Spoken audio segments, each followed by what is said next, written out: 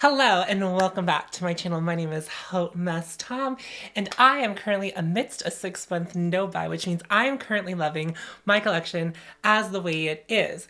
Considering I am on a 6-month no-buy, anytime I talk about a new release, it's an anti-haul because I will not be buying any of it. Besides one little slip-up I had last month. Let's not talk about it. I wasn't feeling good about it, but I did use a gift card. It's a whole big to-do. So we're going to talk about some new releases. I'm not going to buy any of these things, but I would like to talk about some of them. So what I'm going to do, we're just going to very casually scroll through Trend Mood, Makeup Release Radar, all of those types of accounts. I will have anything that I use as a resource linked in the description box below. I don't know where today's conversation will, there are some things that I would like to talk about that I know I want to talk about, but there are also, there could be new releases that I haven't even seen anybody talk about yet or even seen on Trend Mood because they be popping up new releases all of the time. You might think that I have a lot of energy. I feel very low energy. I have some spiked iced coffee in here. Let's open up Trend Mood. Get to the gram. Let's get to the gram. Let's get to the gram. I do want to talk about these two different, they're two different, same brand, two different releases. Oh no, they're the same release. There's just multiple versions. So Glamlite is doing a cocktail happy hour collection. So I can see there's a wine palette and then there's also the Dirty Martini palette. Dirty Martini is more green. And then the wine palette is like, it's not really wine colored. I would say it's more purple with one wine shade in it. Anyway, so the only reason I want to talk about these briefly is that they look like Kaleidos palettes to me. I thought these were a Kaleidos release because Kaleidos has those like thicker packaging. That's kind of what this looks like to me. Anyway, I think these are like cute, but I also like, Glamlite often does like food related things. And obviously this is still like food adjacent product. But I think if I were to ever be tempted by anything in Glamlite, it'd be something like this. This is a little more subdued. I would probably get, if I were to get either of them, it would probably be the Dirty Martini. I don't know what else is yet to come for us to see from this collection, but as it stands now, I think it's an okay release. I think it's an alright release. I don't think that this is a journey that I need to go on or will think about how I missed it in the future, which is always the biggest fear, right? We're fear of missing out. I don't think that I will have any fear that I have missed out on anything. I always hear that the quality of Glamlite is very good. I don't know that's something that I need to personally experience. BHxDoja Cat. Let's take a look at this collection. I have been seeing it sneak peeked, but Trend Mood actually has photos of everything. So here's what I see. I see 4 quads, a huge palette, 4 face palettes. Hi, I'm editing. Apparently I cannot count. I was fixing the one with like, oh yeah, there's only 3. And then I literally go on to say there are 4 face palettes. I'm not don't trust me as a resource. What the hell? Okay, back to the video. A bunch of lip products, a brush set that kind of looks like something I'm not gonna say. Use your brain. If you don't know what I'm talking about, God bless you. Specifically, God bless you. You are pure. You are better than me. Okay, moving on. Let's talk about it. I don't like big eyeshadow palettes, so first things first is like that would never happen. I don't hate the color story happening within it. It's just, is it really a color story if you jam this many colors in it? Like, what is that story? You know what I mean? Like, I just realized I don't have shit on my lips. Hold on. Okay, I put a little gloss on. That was going to really bother me now that I had caught it. The brush set is fine. I actually have some BH Cosmetics brushes. I don't mind them. They've stuck around even though I bought some more expensive face brushes. So I don't know that that's a bad buy. I don't like the way they are shaped. But I do like that the brush...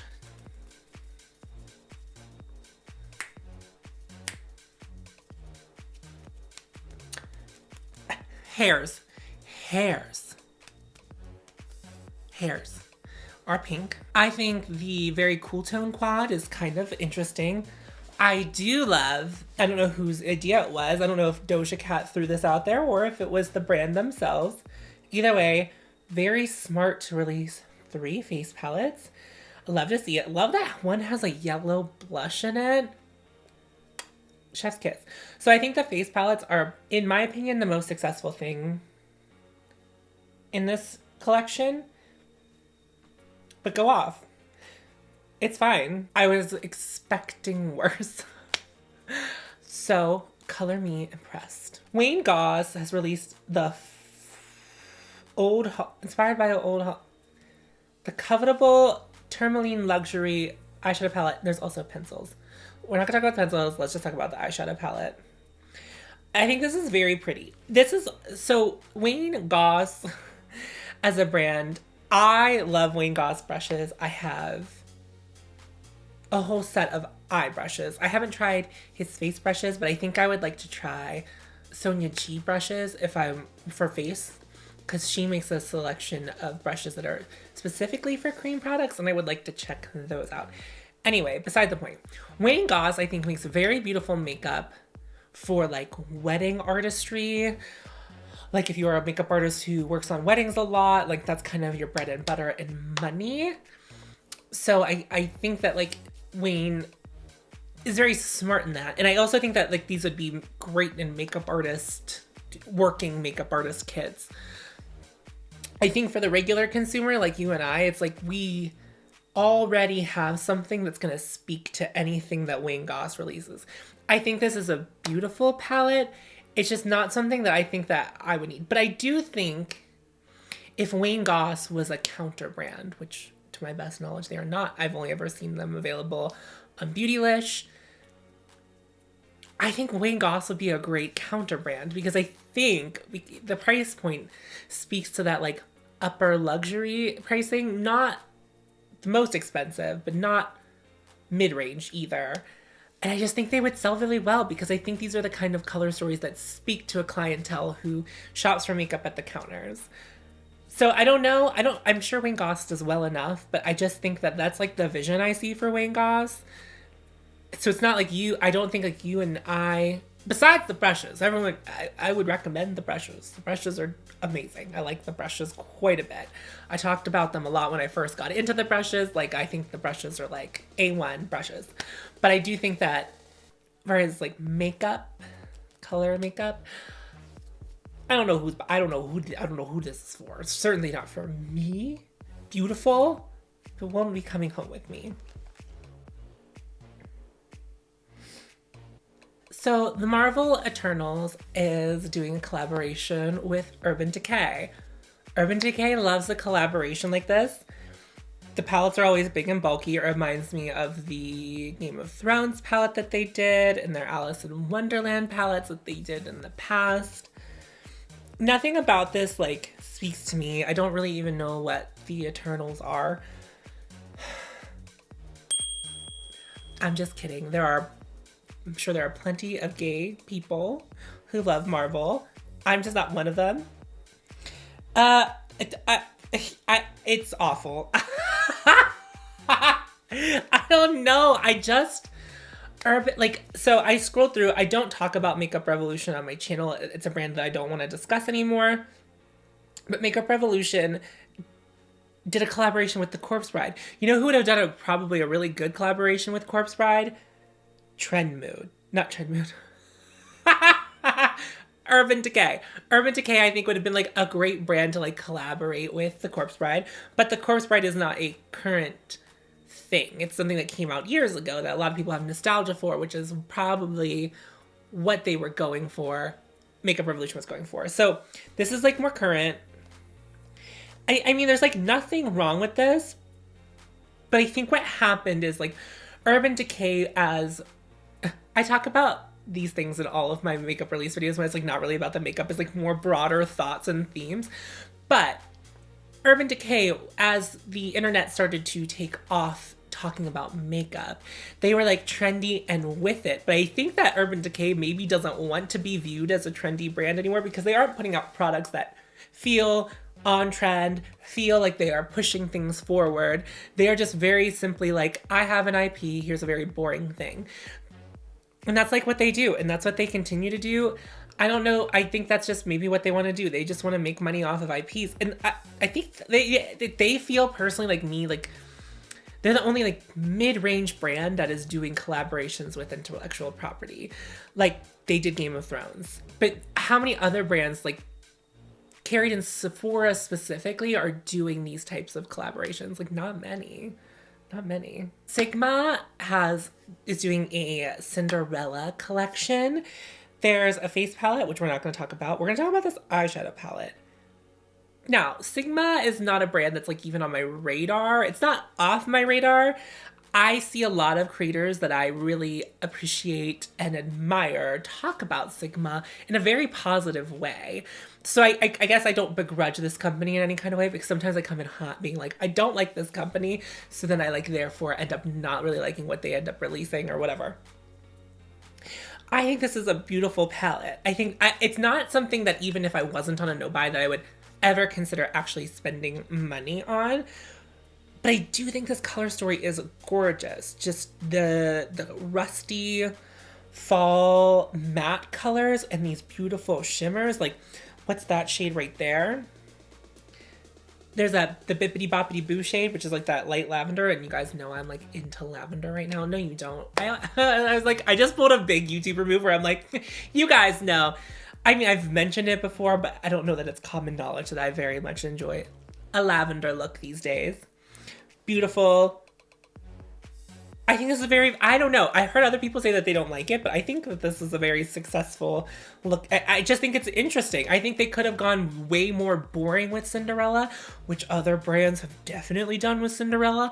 This feels like a fresh take. You do have that classic blue. It's in a shimmer, but then everything else just, it's very fall, which is like, I would not associate Cinderella with fall, but Sigma kind of did it. They released it right before fall. It has the vibes of fall. It's a Cinderella IP. People are going to buy it because it's pretty and it has like the Cinderella logos on it. I just think it's really pretty. I don't know. You can come for me. I actually don't hate the face palette, but I don't like that there's only one because it's like very specific. So we'll just move along. Ah, there she is. We were going to talk about her. Pat McGrath is releasing another Mega Ship palette. It is the the Celestial Odyssey palette. It's $78, which is the same price as the one that came out last year was. I want to have a very real, honest discussion about this. So I don't know. I'm not gonna read too much into it. I don't know if these are all new shades. Let me just a quick look at the... So I don't know. These might all be new shades. There might be some new shades. Here's the deal. I like Pat McGrath. I feel like every time I talk about Pat McGrath now, people are like, I don't think that they like Pat McGrath. I do. I think Mother has fallen off the wagon a little bit. And I don't know that we're ever going to get back on. I don't know that I'm ever going to get back on the wagon 100%. I think there are going to be things that Pat will release in the future that I am very interested in trying, but I don't think it's going to happen anytime soon, just based on the momentum that we have had the past couple years. So, I mean, I did like the blushes. I do have the blushes. A1. Okay. So as someone who has the last Mega Ship palette, I never use it, and I deluded myself into thinking that it was something that I needed, and it does kind of fill my collection in a very specific way. A lot of the shades that appear in the Mega Ship that came out last year were ones that appeared in the 6-pan Star Wars palettes that like came and went really fast that at one point. So I didn't get the Star Wars ones because I didn't care. I didn't care. So it does fill the gaps, but I never use it. So there's a number of reasons why. So there are 18 shades in here. There are 3 or 4 mattes, which means there are 14 shimmers. And that's not to say that you can't have some nice neutrals and just put whatever you want on the lid. I think that's a great way to actually approach an eyeshadow palette, especially if you're overwhelmed by a color story. The other thing is that I think I like Pat McGrath mattes, and we kind of only get neutral shades of her mattes. They're always a dark brown, a black, an aubergine. You know, these are the kind of shades we always get in a matte. This really isn't breaking form. Or mauves. She fucking loves a mauve. So while I think this is very pretty, and maybe if you wanted to try Pat's shimmer formula and her matte formula and you wanted to have a variety of options, I think this is good for that specifically. But as someone who owns a majority of the Mothership palettes and a Blitz Astral Quad, my favorite shadows that Pat McGrath makes are the special shades, the ones that are always on the far right of the palette. And even then, whenever you break that down, I tend to only like 2 to 3 of those 4 shades in each of the palettes.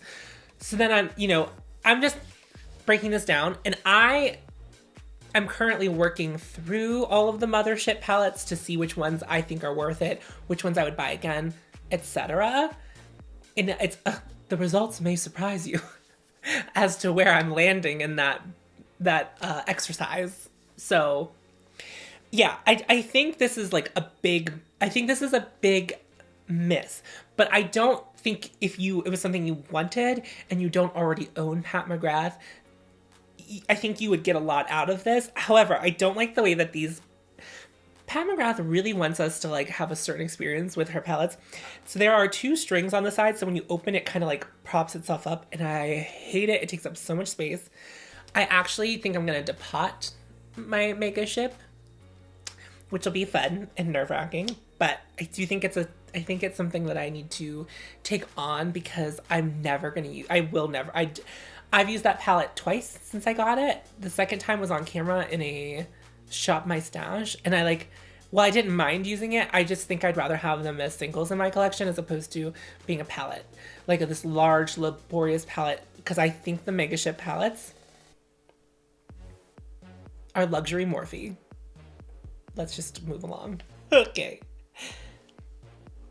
Haus Labs has released the Love for Sale palette.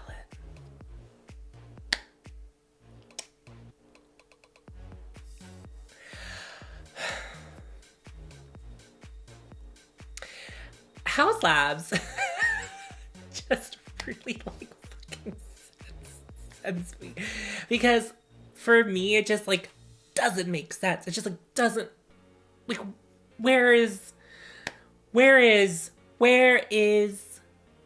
the inspiration? Where is the passion for Haus Labs? Because I just don't think it exists. And while I understand that Pat McGrath, Lady Gaga, in her current state, her current form, is a much more natural looking woman. So I guess in theory, this kind of makes sense for what Lady Gaga looks like now. I just don't know that Haus Labs has ever grasped the greater makeup community at large in a way that has, I don't know. I'm kind of surprised the brand still exists, honestly. I don't know who's buying it. I mean, obviously Lady Gaga fans, but how many makeup lovers have gone out of their way to try something? Because the things that I've heard good things about from the brand are a lip pencil. I'm pretty sure specifically a lip pencil has been mentioned in from multiple creators that I follow as the item. A lip pencil? I'm not going to bother ordering from Haus Labs via Amazon to get my hands on these things. Do you know what I'm saying? And this, while I do think that I understand why people would like this and enjoy this. It's very neutral. It has those plums and then those greens to give you a little a little zhuzh. But even then, I don't think it's pretty enough for it to stand the test of time on its own. Obviously I have a green eyeshadow palette on my eyes today. I love green eyeshadow. And I love neutrals. I really do. I love just a straight up neutral look. I don't need all of this, but this is not an intriguing way to present neutrals to me. It is just neutrals with Lady Gaga's face on it. Chantecaille released their holiday collection. They got some bubbly pearls on the top. The only thing that I would be interested in, the only thing that makes me go, ooh, is the highlighter, which I don't need. But the blush and the eyeshadow are both pretty. I don't know if all of those compacts are the same size or if the highlighter is bigger or the same size, because I have questions about that, but I don't know. I don't have grams in front of me, but the highlighter is $110. Now, I own some Chantecaille products in my life. 110 is a lot for Chantecaille. Most of their powders, while not inexpensive, don't crack the $90 mark. That seems expensive to me, so I don't know what that is about. Monstrosity. This is a monstrosity. This is from Anastasia Beverly Hills. It is the Primrose palette. So it is 10 eyeshadows, and it looks what it looks like to me like they put 2 face products in it. Don't do that. Don't do that. This is not for everybody. But then they're gonna try to turn around and say, well, actually, it's for everyone because those are face palette. Those are face shades. Though you could use them on your face if you wanted to, but that's not what we're saying. Those are just like extra large eyeshadow pans. Okay, so these are larger than their their regular 12 pan palettes. I don't know what size their normal pans are. So these are 2 blushes. This is garbage. This is some Claire's ass, stupid ass. This marketing has me fucked up. I can't see past the 2 face shades in it. I don't even know that this color story is like inherently bad, but I'm insulted. So I'm just gonna move along. This is crap. I also don't talk about ColourPop on my channel, but if you have feelings about the Hocus Pocus palette, I would love to hear them in the comments below. I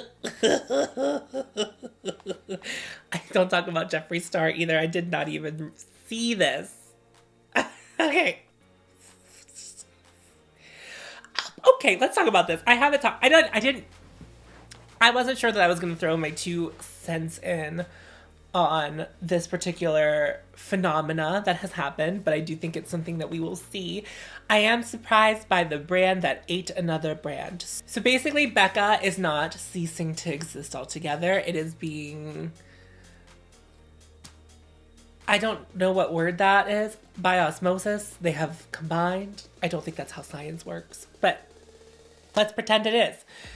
They kind of absorbed the best of Becca, which is their under eye correcting. So their under eye brightening corrector, and they've added new shades, which is smart, which is great because they didn't have enough. There was just 2 shades. When I was working at Sephora, there were only 2 shades. So it looks like 1, 2, 3. They have 4 now, which is great. And I love that. I think that's very smart. And then also the pressed highlighters are going to be under the Smashbox umbrella. Now, the reason I say I'm surprised by the brand that ate the other brand is that Smashbox. If anything, this is going to help Smashbox. It does feel to me that Smashbox is a brand on the way out, but it has felt like that since I started working at Sephora in 2017. It's not a brand that's often brought up.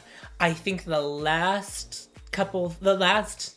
time they felt relevant is when they released the cover shot little palettes. I think that people talked about those. And then like after that, like radio silence. Also, people talk about that Vlada highlighter from Smashbox, and people really liked that. But I think that was a collaboration or like a limited edition type of product. While I can understand the side of people who are saying, why did you fearmonger us into having to buy all of this stuff because you were going out of business only for your brand to continue on with these particular products? And I would say of the products that Becca sold, that this was a very smart 2 types of products for them to continue manufacturing, I guess, under Smashbox. Because they were the only things I think I ever sold from Becca were the under eye corrector and the highlighters. But I think that under eye correctors were really popular, and I think that a lot of people who use those religiously were very bummed that they weren't going to get their hands on it. But it is one of those things where if you shopped at Sephora and you came in and you saw the Becca display was ravaged, because that's what it looks like when something's going like discontinuing, is it gets marked down and then it's just like that section is ravaged. There's not much there. It's very picked over. You are looking for your under eye corrector, you come in, the people at Sephora are like, oh, I'm so sorry, it's been discontinued, it's already out of stock online, like you might want to try the Becca website, see if they still have it, whatever. So then maybe that client is like, well, is there anything else like that? So you show the client another thing, they might like that just as much, if not better, than the Becca thing. So a lot of people have probably already moved on to another under eye corrector, and they're not gonna know that Becca has done this or that Smashbox has now making that under eye corrector. And that sounds weird as people who are like into makeup and like talking about it and looking at other people talk about makeup, but people who aren't doing that, they don't know. So they've already been told that Becca is closed. So I think like they kind of screwed the pooch. Screwed the pooch? Is that even the phrase? They screwed up by not even hinting that maybe some things will continue to exist after the brand no longer exists. So I don't know. And that's interesting. I think we're going to see more of that moving forward. Danessa Myricks has released Chrome Flakes. I will be buying those in the new year. These are stunning. There's a lot of interesting texture happening. I'm all about this. I want my hands on this. Luckily, if it doesn't say it's limited edition, so hopefully I'll be able to buy some of them in the new year. And by then it'll kind of be old news, and hopefully I can easily get my hands on the shades that I would like. Because I think that's a big problem with Danessa Myricks, because Danessa Myricks it's still an independent brand, even though it's sold at Sephora. So things are out of stock almost consistently. If something goes viral that Danessa has created, it's like very hard to get your hands on. I am trying my hardest to get my hands on the yellow neon eye pigment. I don't remember what she calls them, but like, I want that, and I cannot get it. Every time I go to buy it, it's out of stock. Okay, so this will be the last thing I talk about from Trend Mood.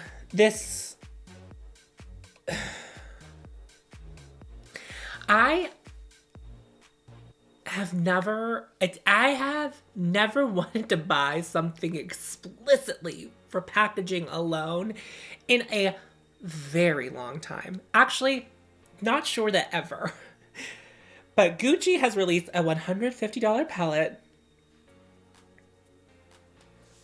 This is stunning. This is beautiful. This speaks to me personally on like a number of levels. It's like this beautiful, antique, thick packaging that would look so great on the vanity. So it's just beautiful.